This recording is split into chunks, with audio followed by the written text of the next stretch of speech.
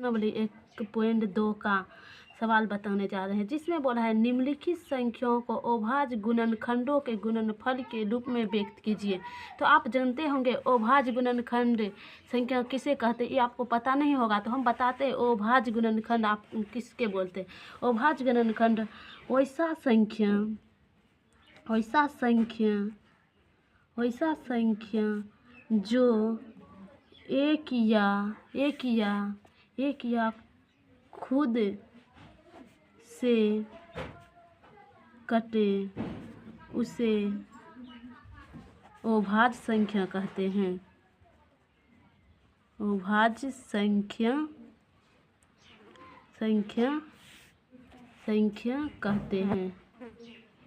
कहते हैं। जैसे में हो ले लीजिए, जैसे 1 2 3 5 इत्यादि कर देते हैं। इत्यादि हो जाएगा, इत्यादि कर दिए इत्यादि। तो आप सोचते होंगे दोस्तों यहाँ पे 4 काहे न होगा, 3 हुआ, काहे कि 4 में देखिए भगा देते हैं तो 4 से भगा दिए, एक बार में 4 से भी कट गया। और देखिए 2 से भी भगा देंगे 4 से तो इसमें भी कट गया। तो आप और 1 से भी भगा देंगे 4 में तो 4 बार में 4 से 1 से भी कट जाएगा। अब भी जानिए दोस्तों, ऐसा और चीज़ लीजिए जो खुद से कटे और कोनो एक पहला से कटे, 3 पहला से नहीं। यह 4 लिए, जैसे 2 लिए तो 2 से कटाएंगे तो एक बार में 2 से कट गया। और खुद से कटा है, फिर 1 से कटाते हैं, 2 बार में कट गया 1 से। और कोनो पहला से नहीं है ना कटा दोस्तों, तो आप यही समझिए। और कोनो पहला से नहीं कटा तो ये 2 अंक से ही कटा, तो यही अभाज्य संख्या हो गया, इसे ही कहते हैं। अब सवाल पे जाते हैं, देखते हैं दोस्तों सवाल में क्या बोलता है। 140 का अभाज्य गुणनखंड के रूप में व्यक्त करने बोलता है। तो 140 का निकालते हैं अभाज्य गुणनखंड के रूप में। तो 140 का निकालते हैं, देखिए दोस्तों 140 का निकालते अभाज्य गुणनखंड। ये दोस्तों तो जिसके अंत में जैसे इसके अंत में 0 है, तो आप कैसे पता कीजिएगा वहाँ की एग्जाम हॉल में कि कौन पढ़ा। जिसके अंत में 0 2 4 6 8 रहेगा, वह पहला 2 से कटेगा। आपको पता चल गया दोस्तों, जिसके अंत में 0 2 4 6 8 रहेगा वह 2 से कटाइएगा दोस्तों। इसके अंत में 0 है तो इससे 2 से देते हैं, 2 बार में लगेगा तो आ जाएगा यहाँ पे 70। फिर जिसके अंत में 0 आया 2 से लगाते हैं दोस्तों, 2 से लगाए हैं तो हो जाएगा कितना, 2 से लगाए फिर से हो जाएगा 35। अब इसके अंत में 5 आ गया तो 5 से लगाते हैं, 5 से तो 35 आ गया।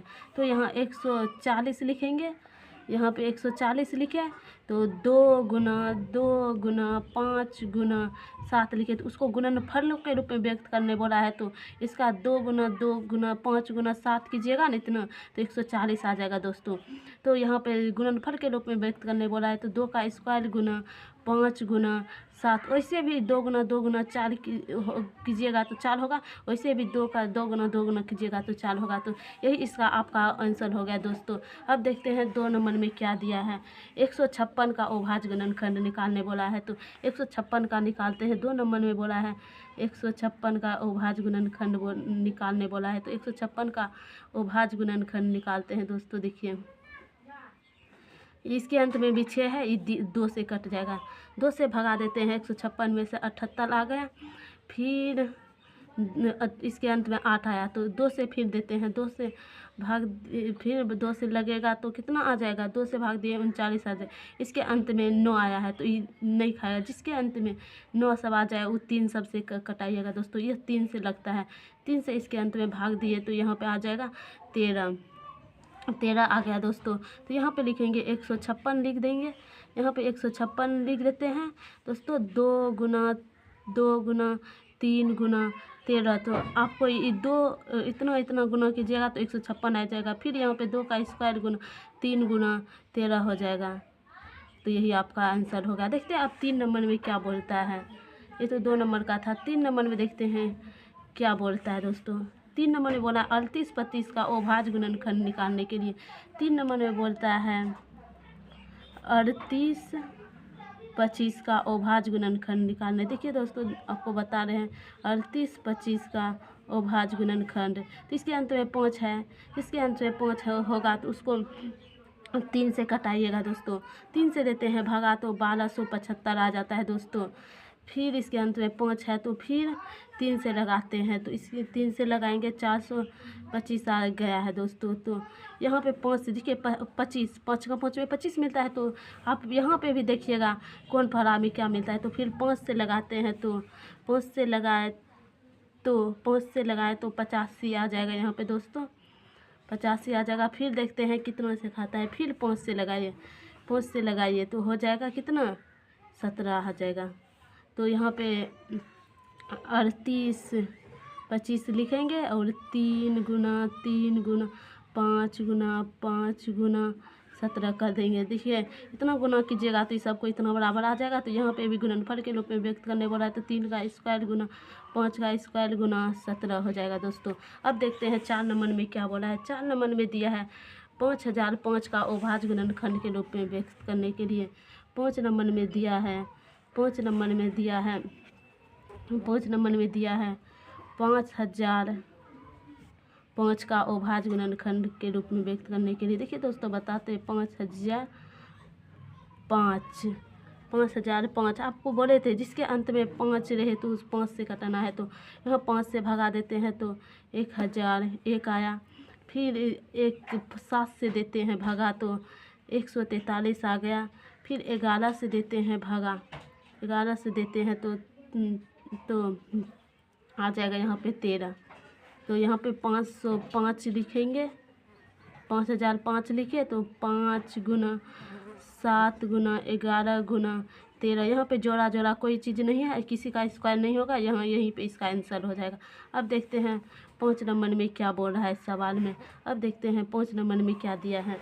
5 नंबर में दिया है 74 29 का अभाज्य गुणनखंड निकालने के लिए।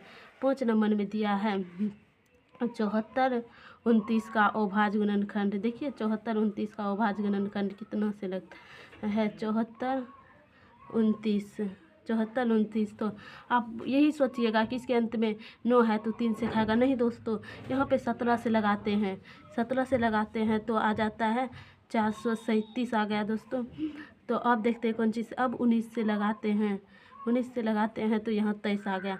अब यहीं तक इसका रह जाएगा दोस्तों। आप सोचते होंगे इसके अंत में 9 है तो 3 से खाए नहीं खाए, काहे कि ऐसा भी कोई अति आता है, अंक आता है जो जिसके अंत में 9 रहे 3 रहे वह ऊपर से नहीं काटते। देखिए इसके अंत में 9 है तो ये 3 से नहीं काटा, 17 से काटा, वही बात है दोस्तों। यहाँ पे 17 यहाँ पे 74 29 लिखेंगे और 17 गुना 19 गुना 23 लिख देंगे और आंसर हो गया आपका यही दोस्तों। आपको समझ में नहीं आया होगा तो दोस्तों कमेंट में ज़रूर बताइएगा दोस्तों, आपको समझाने का पूरा कोशिश किया जाएगा।